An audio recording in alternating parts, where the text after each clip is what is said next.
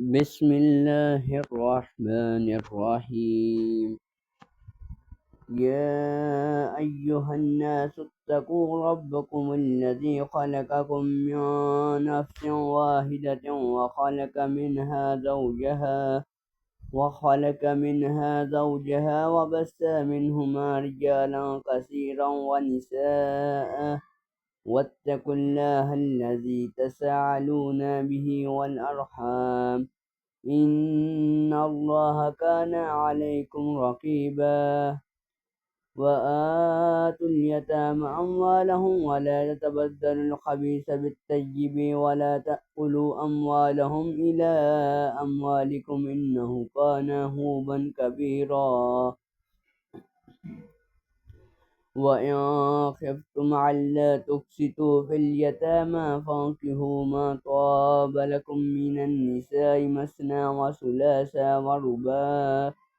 وإن خفتم ألا تعدلوا فواحدة أو ما ملكت أيمانكم ذلك أدنى ألا تعولون. وآتوا النساء صدقاتهن نحلة فإن تبن لكم عن شيء منه نفسا فكلوه هنيئا مريئا. ولا تؤتوا السفهاء أموالكم التي جعل الله لكم قياما وارزقوهم فيها واكسوهم وقولوا لهم قولا معروفا. وابتلوا اليتامى حتى إذا بلغوا النكاح فإن آنستم منهم رشدا فادفعوا إليهم أموالهم ولا تأكلوها إسرافا وبدارا أن يكبروا. ومن كان غنيا فليستعفف ومن كان فقيرا فليأكل بالمعروف. فإذا دفعتم إليهم أموالهم فأشهدوا عليهم وكفى بالله حسيبا.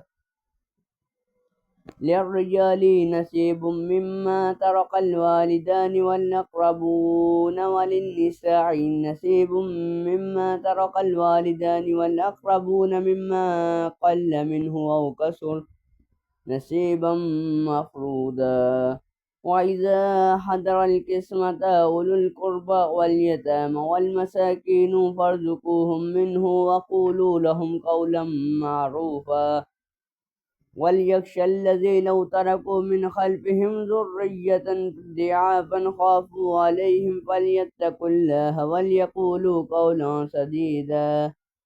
إن الذين يأكلون أموال اليتامى ظلما إنما يأكلون في بطونهم نارا وسيصلون سعيرا.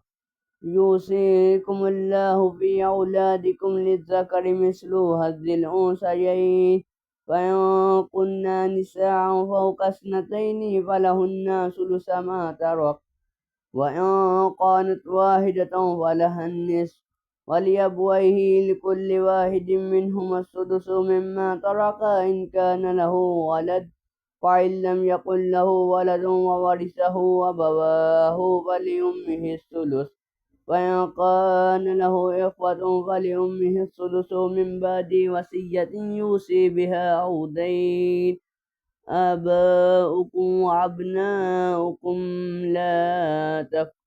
لا تدرون أيهم أقرب لكم نفعا فريدة من الله إن الله كان عليما حكيما.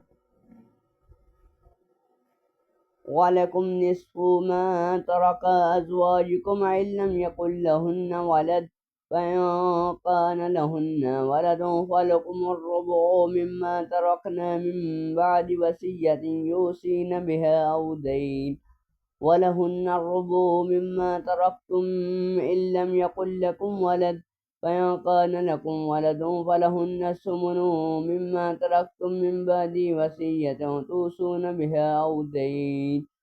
وإن كان رجل يورث كلالة أو امرأة وله أخ أو أخت فلكل واحد منهم السدس فإن كانوا أكثر من ذلك فهم فيه شركاء فإن كانوا أكثر من ذلك فهم شركاء في الثلث من بعد وصية يوصى بها أو دين غير مضار وصية من الله والله عليم حليم.